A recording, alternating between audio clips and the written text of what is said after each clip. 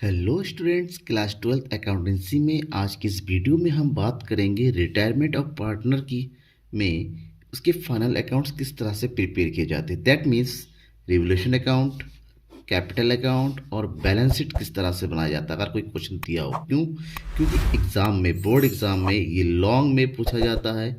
CBSE में है तो 5 मार्क्स का, अदर बोर्ड का है तो 10 मार्क्स का या 6 मार्क्स का ये पूछा जाता है। तो आपको इसके बारे में कंप्लीट नॉलेज होनी चाहिए।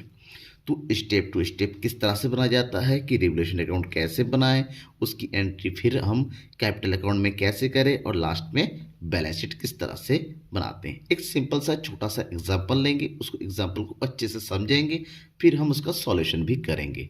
लास्ट तक बने रहेंगे आप लोग तो कंप्लीट समझ में आ जाएगा। इसके बावजूद कोई डाउट अपने दिमाग में रहेगा तो आप जरूर पूछेंगे। ठीक है, तो रिवोल्यूशन में जैसा कि मैंने इससे पहले भी 2 वीडियो लेके आया, उसमें आपको बताया कि रिवोल्यूशन अकाउंट में हम क्या करते हैं, एसेट्स और लायबिलिटी में होने वाले चेंजेस को शो करते हैं कि कितना चेंज आया। ठीक है, अब कितना चेंज आया कैसे पता चलेगा, चलिए एक क्वेश्चन को समझते हैं। मेरे पास बुक है इस टाइम डीके गोयल की, और डीके गोयल बुक की ये रिटायरमेंट का चैप्टर है, क्वेश्चन नंबर 39 मैं आपको बता रहा हूँ।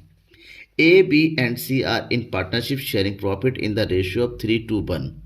On 28th February 2021, she retires from the firm. Their balance sheet on this date was as follows.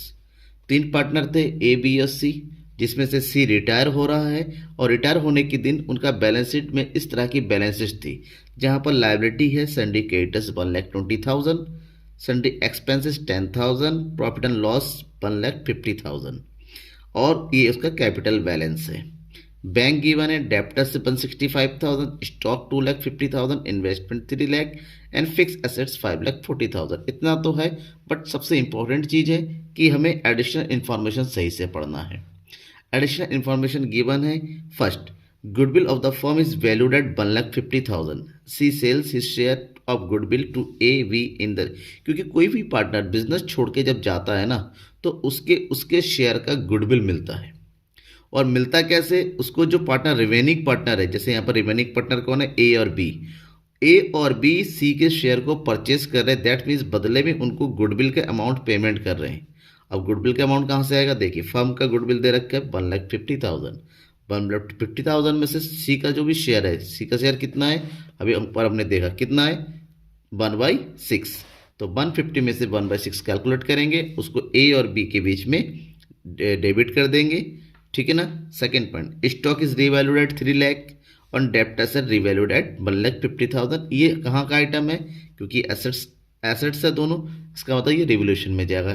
कैसे जाएगा अभी पता चलेगा, अभी रिवोल्यूशन अकाउंट बना के बताते हैं। आउटस्टैंडिंग एक्सपेंसेस भी brought down to 3,000।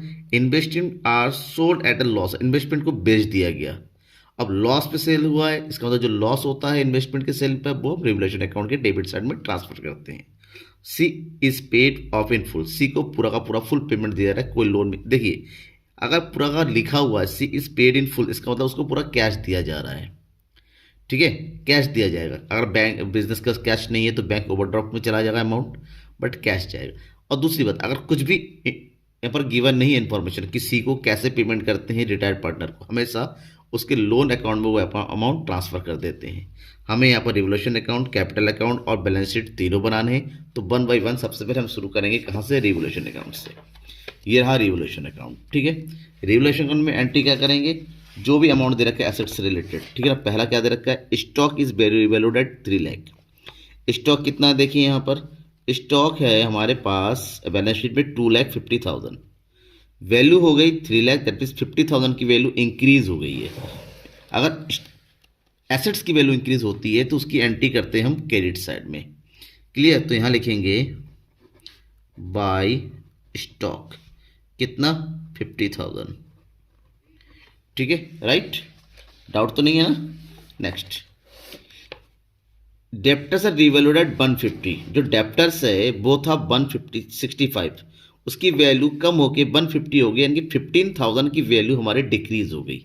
Decrease in assets always shown in debit side of revolution account, that is यहां लिखेंगे हम debtors amount 15,000। Right, next investment are sold at loss, investment को बेचा गया 10% के लॉस पे। अब देखिए इन्वेस्टमेंट है कितना, 3 लाख। 3 लाख का 10% का लॉस कितना हुआ बेटा, 30,000। 30,000 का जो लॉस होता है ना, उसको हम लिखेंगे डेबिट साइड में। टू इन्वेस्टमेंट करके लिखिए, इन्वेस्टमेंट, एंड ये हो जाएगा आपका 30,000। ओके। अब क्या चीज़ है, एक चीज़ और है, क्या दे रखा है, आउटस्टैंडिंग एक्सपेंसेस भी brought down to 3,000। Outing expenses 3,000 पर लेके आया, कितना था 10,000। 10,000 को 3,000, अब ये लाइबिलिटी कम हो रही है। लाइबिलिटी का कम होना हमेशा बिजनेस के लिए क्या होता है, फायदा होता है। 7,000 का प्रॉफिट हो गया बिजनेस को, बिजनेस को गेन होता है, क्रेडिट साइड में लिखते हैं। दैट मीन्स आउटस्टैंडिंग एक्सपेंसेस करके लिखेंगे, आउटस्टैंडिंग एक्सपेंसेस कितना हो गया 7,000। इसके अलावा कोई भी दूसरा आइटम नहीं है रिवोल्यूशन के लिए। अब इसका टोटल कीजिए, टोटल करेंगे तो यह जाएगा 57। देखिए क्रेडिट साइड ज़्यादा है, डेबिट साइड कम है। इधर डेबिट साइड में कितना है 45,000। तो 57,000 में से 45,000 को लेस करेंगे तो हमारा नेट अमाउंट कितना बच रहा है 12,000। ये जो 12,000 है रिवोल्यूशन का प्रॉफिट होगा, यानी कि इसकी एंट्री लिखेंगे हम यहाँ पर 12,000 किस नाम से, टू प्रॉफिट। ब्रैकेट में लिखिए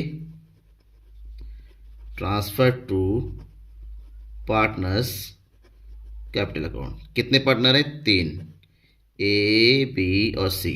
अब इस 12,000 को ए बी सी में जो है उनके रेशियो में, प्रॉफिट शेयरिंग रेशियो कितना दे रखा है 3, 2 एंड 1 में डिस्ट्रीब्यूट करना है, बांटेंगे, ठीक है ना। तो ये हो जाएगा हमारा 12,000 मल्टीप्लाई बाई ए का हो गया 3/6, बी का हो गया 2/6, सी का हो गया 1/6। 6 2 जा 12, यानी कि 3 2 जा 6,000, 2 2 जा 4,000 एंड 2 1 जा 2,000। राइट, ये कंप्लीट हो गया। अब आगे बढ़ते हैं। अब इसके बाद हम प्रिपेयर करेंगे पार्टनर्स कैपिटल अकाउंट, ठीक है। पार्टनर्स अकाउंट में सबसे पहले एंट्री किया जाता है पार्टनर्स का opening balance, that is balance BD. और कैपिटल अकाउंट का ओपनिंग बैलेंस मिलेगा आपको क्वेश्चन में। ये देखिए जो बैलेंस शीट दे रखा है ये है opening balance, 5 lakh, 3 lakh and 2 lakh. इसकी एंट्री कर देंगे, ठीक है। ए का कितना है 5 लाख, बी का है 3 लाख और सी का है 2 लाख। राइट, ये हो गया। अब इतना होने के बाद अब क्या करेंगे, रिवोल्यूशन अकाउंट हमने बनाया था ऊपर, रिवोल्यूशन अकाउंट का प्रॉफिट आया, उस प्रॉफिट की एंट्री कर देंगे हम क्रेडिट साइड में ही। दिस वन रिवोल्यूशन अकाउंट, ए का प्रॉफिट हुआ 6,000, बी का प्रॉफिट हुआ 4,000 और सी का प्रॉफिट हुआ 2,000। इसके अलावा और क्या आएगा, देखिए एक चीज़ है बैलेंस शीट में दे रखा है profit and loss account 150। Profit and loss liability का दिया हुआ है तो उस पार्टनर्स के कैपिटल अकाउंट में क्रेडिट कर देंगे, ठीक है। 150 को उनके ओल्ड रेशियो में, ओल्ड रेशियो यानी कि कौन सा रेशियो है 3:1 में हम जो है तीनों पार्टनर में डिस्ट्रीब्यूट करेंगे, ठीक है। कैसे करेंगे, ये हो गया 150 मल्टीप्लाई बाई 3/6, 2/6 एंड 1/6। 6 से कैलकुलेट कीजिए, ये हो गया 6 2 जा 6 5 जा 25,000, 25 3 जा, ये हो जाएगा by profit and loss account. तो ए को कितना मिलेगा 75,000, ठीक है। बी को कितना मिलेगा 25 2 जा 50,000 और सी को कितना मिलेगा 25,000। प्रॉफिट एंड लॉस डिस्ट्रीब्यूट हो गया। अब नेक्स्ट एक आइटम और रह गया, क्या है गुडविल। अब गुडविल कितना है देखिए, गुडविल यानी कि गुडविल दे रखा फर्म का 1,50,000। 1,50,000 में सी का शेयर निकालेंगे, उसको ए और बी में 4 और 1 के रेशियो में डेबिट कर देंगे, ठीक है। सबसे पहले हम क्या करते हैं, सी का शेयर करते हैं। सी का शेयर कितना हो जाएगा 150 में से सी का शेयर है 1/6, 1/6 तो उसका टोटल आ गया 25,000। 25,000 को ए और बी में डिस्ट्रीब्यूट करें किस रेशियो में 4:1 के रेशियो में। तो 4:1 के रेशियो में करेंगे तो ये हो जाएगा आपका 4/5 और इसका जगह 1/5। 5 से कैलकुलेट करेंगे, 5 5 ज़ा 25, 5 4 ज़ा 20, 20,000 और हेयर इज 50,000, ठीक है। तो इसको लिखेंगे हम वाई, किसको पैसा किसको मिलेगा, सी को। तो ये हो गया A's capital account. A payment करेगा 20,000 and next B is capital account, और बी पेमेंट करेगा 5,000। और ये जो अमाउंट ए और बी पेमेंट कर रहा है उसको ए और बी के क्रेडिट साइड में, डेबिट साइड में भी एंट्री कर देंगे। किस नाम से, टू सीज कैपिटल अकाउंट, क्योंकि ये दोनों इनके अकाउंट से कट के फिर सी को मिल रहा है तो इनके अकाउंट में डेबिट कर देंगे। दैट मीन्स 20,000 और ये हो जाएगा 5,000, राइट। इसके अलावा कोई एंट्री नहीं है। रिटायर कौन हो रहा है, सी। तो सी का टोटल करेंगे पहले। सी का जो टोटल आ रहा है ये हो जाएगा 2,52,000। 2,50,000 सी को फुल पेमेंट कर दिया जा रहा है। तो जो फुल पेमेंट होता है उसको, क्योंकि बैंक में बैलेंस है हमारे पास, तो ये पर टू बैंक अकाउंट। आप कहेंगे सर बैंक में तो हमारे पास 25,000 का बैलेंस है, तो कैसे पेमेंट हो जाएगा। अभी मैं बताता हूँ कि बैंक में पैसा कहाँ से आ रहा है, ठीक है। फिलहाल हम इसकी एंट्री कर देते 2,52,000। ओके नाउ, अब बाकी सबको टोटल कीजिए। ए का टोटल कितना हो रहा है, 5,75,000 और 6, ये हो गया 5,81,000। और बी का टोटल कीजिए, ये हो जाएगा 3,54,000, ठीक है। अब इसमें से हमें क्या करना है, इसको उठा के इसी बैलेंस को यहाँ पर भी लिख दीजिए। 5,81,000, 3,54,000 और ये हो गया 2,52,000। ओके, हमें निकालना है क्योंकि सी तो चला गया बिजनेस छोड़ के, बिजनेस में बचा हुआ है ए और बी, तो इनका निकालना है बैलेंस सी डी। कैसे निकलेगा, 5,81,000 इसका डेबिट बैलेंस यानी कि 20,000 को लेस कर दीजिए तो बचेगा 5,61,000। सेम 3,54,000 में से 5,000 को लेस कर देंगे तो बचेगा यहाँ पर 3,49,000। ओके, ये कैपिटल अकाउंट कंप्लीट हो गया। ओके, समझ में आ गया ना। और जब कैपिटल अकाउंट कंप्लीट हो जाता है तो उसके बाद हम प्रिपेयर करते हैं बैलेंस शीट, और बैलेंस शीट की शुरुआत करते हैं लायबिलिटी साइड में। और लायबिलिटी में सबसे पहला जो आइटम लिखा जाता है ना बेटा, वो ध्यान में रखिएगा, वो होता है कैपिटल। अपने हिसाब से, बाकी बुक में तो बाद में लिखा जाता है। तो कैपिटल किसका होगा, कैपिटल होगा ए का। सबसे पहले ए का कैपिटल है 5,61,000 और बी का कैपिटल कितना है 3,49,000। तो टोटल करेंगे ये हो जाएगा हमारे पास कितना 9,10,000। ओके, फिर है आउटस्टैंडिंग एक्सपेंसेस।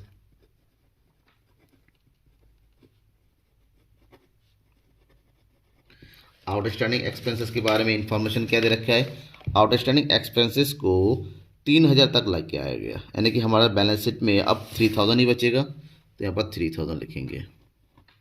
ठीक है, सन्ड्री क्रेडिटर्स में कोई चेंज नहीं था, जैसा है वैसा ही लिखेंगे। This one sundry creditors value कितनी है 1,20,000। ओके, इसके अलावा कुछ और है, कुछ भी नहीं है लायबिलिटी के लिए। एसेट साइड में, अब एसेट साइड में एक चीज़ ध्यान रखिएगा कि एसेट में सबसे पहला दे रखा है बैंक 25,000, लेकिन हमें अभी पता है कि हमने जो है अमाउंट पे कर दिया है बी को, सॉरी सी को। अगर सी को पेमेंट कर दिया है तो पैसा कहाँ से, इसके लिए हमें क्या करना होगा ना, बैंक का टोटल करना पड़ेगा। तो हम क्या करेंगे, वर्किंग नोट में आएंगे यहाँ पर और बैंक से रिलेटेड कैलकुलेशन करेंगे।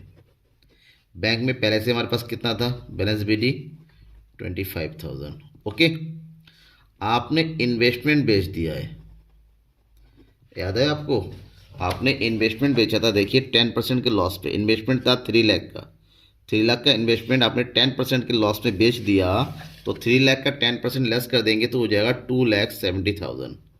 दैट मीन्स हमारे पास टोटल बैलेंस अब कितना हो गया 0,592, 2,95,000, जिसमें से पेमेंट कर दिया गया है सी को, सी इस कैपिटल को, और सी को पेमेंट किया है 2,52,000। इसका मतलब ये हुआ कि बैंक में अभी भी हमारे पास 43,000 का बैलेंस बचा हुआ है, बैलेंस सी डी। ओके, इस बैलेंस को उठाइए और एसेट्स में लिख दीजिए, किस नाम से, बैंक के नाम से 43,000। क्लियर? डाउट तो नहीं है? बिल्कुल बताइएगा मुझे। अब जो न्यू बैलेंसेज है after changes, stock stock change करके कितना आ रहा था 3 लाख, तो स्टॉक लेंगे हम 3 lakh. Next debtors, debtors change होके आ रहा है 1,50,000, लिख दिया 50,000। और लास्ट आइटम हमारे पास बचा है फिक्स एसेट्स, और फिक्स एसेट जो है वो है हमारे पास 5,40,000। ठीक है, कंप्लीट हो गया ना ये। इसके अलावा कुछ भी नहीं बचा है। अब हम करेंगे इसका टोटल, लायबिलिटी का टोटल करते हैं, देखते हैं। ये हो गया 0,0,0,3,213 और 9,1,10,10,33,000। अब इधर भी टोटल करेंगे 0,0,0,3 5 और 9 और 4 13 5 6 6 एंड 4 10 10,33 10,33 दोनों साइड का इक्वल आ गया। दैट मीन्स हमारा आंसर बिल्कुल सही है, करेक्ट है। कोई भी डाउट रह जाता है आप लोगों को, बिल्कुल कमेंट बॉक्स में आइए, कमेंट करके जरूर बताइएगा। Thank you everyone, bye.